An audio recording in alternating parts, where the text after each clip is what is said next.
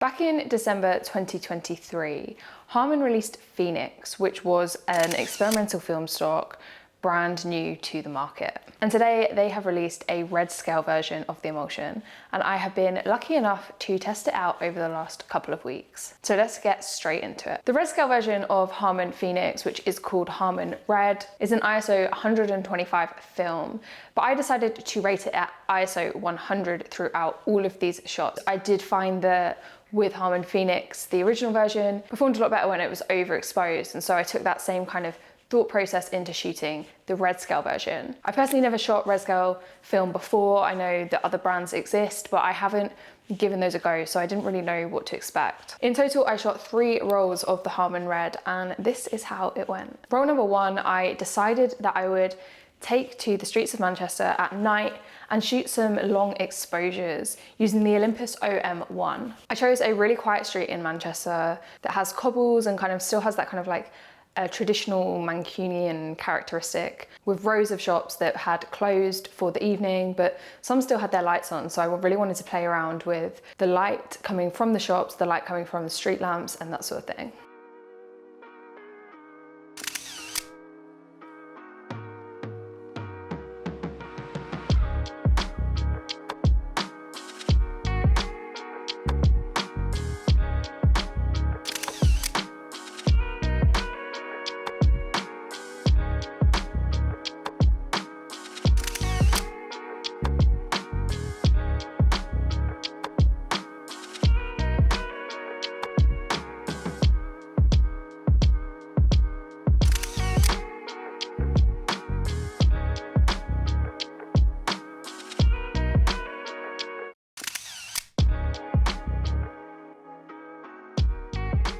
Unfortunately, I got about 4 frames into this roll and my camera just decided to pack in. The shutter just died, it stopped taking photos, and I am still yet to fix that camera. So I had to unfortunately rewind the film and just get it developed with the few frames that were on the roll. I kind of wish I had been able to shoot the whole roll that night. I was enjoying the kind of direction I was going with it, and I actually think that the Redscale effect worked really well with these kind of nighttime shots. You can see that there's a lot of halation around all of the different light sources, very reminiscent of something like Cinestill. And I think this really played into the vibe I was going for with these photos. For the second roll, I decided to shoot Harman RED on a portrait shoot.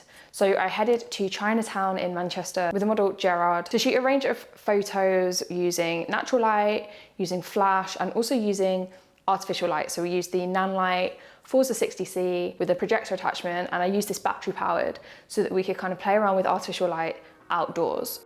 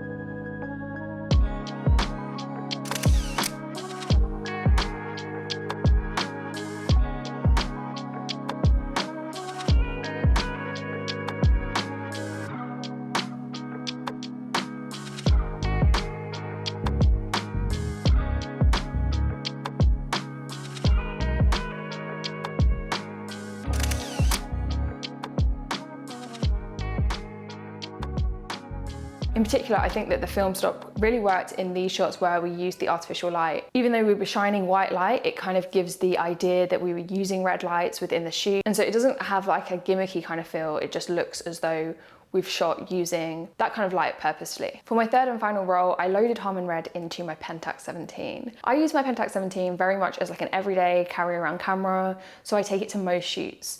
And this meant that obviously it being half frame as well meant I had double the amount of frames to play with. It also meant that I was taking it to kind of more environments in which I could test the film stock.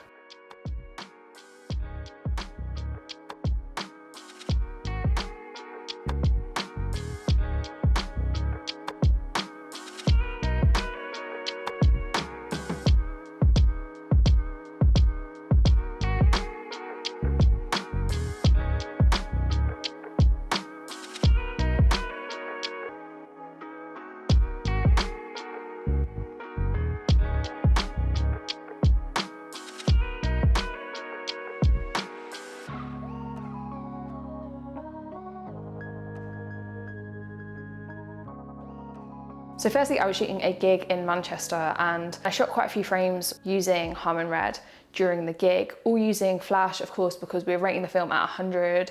In these kind of environments, you know, when I'm shooting digitally, I'm pushing my ISO to 3200, 4000 and upwards. So flash was obviously a must. But because the lighting in these kind of events are usually so varied and often they do use strong colours in the lighting, the red cast didn't actually look abnormal at all in this scenario. If anything, I actually think it helped to maintain the feeling of some sort of ambience during the shoot that usually flash will just kind of erase. I also used this stock across 2 portrait shoots, one with ISO, which will be coming to the channel very soon, and another one with Emily. In particular, I think the shots with Emily came out great. Even with these shots that are underexposed, the green that's introduced into the shadows adds kind of enough depth that they almost look like they've been purposely shot in red lighting. And I think that is one of my key takeaways from using this film stock, especially in the type of work that I create. It works really well when you're using artificial light and it kind of is disguised as red lighting. I had a lot of fun playing around with Harman RED and seeing where it would fit within my workflow, and that's kind of the conclusion I came to. I'm not someone that shoots a lot of landscape or anything like that. I think, however, it would be quite fun to test this on a landscape kind of shoot and see what you could kind of get out of it. But yeah, whether it's within a studio setting, like with Emily, outside using artificial light, as with Gerard, or just at an event, I think the key for me and fitting this in within the way I work is to use this film stock when I'm using artificial lighting. That being said, I also really enjoyed shooting the film stock at night, and I wish I'd been able to get a few more of the long exposure shots. So that's something I might have to do again soon, maybe with another camera, or if I finally get this camera fixed, we could try that one again. But a big thank you to Harman for sending me the film stock to test out. It's a lot of fun to kind of play around with film stocks that you've never explored or never even thought about exploring before. Redscale film wasn't something that was really on my radar, and so it was really fun to kind of think about how I could use that within my work. If you're interested, of course, in getting your hands on some Harman RED, I will link it in the description so you can head out and have some fun with it yourself. But thank you guys for watching, and I will see you in the next one.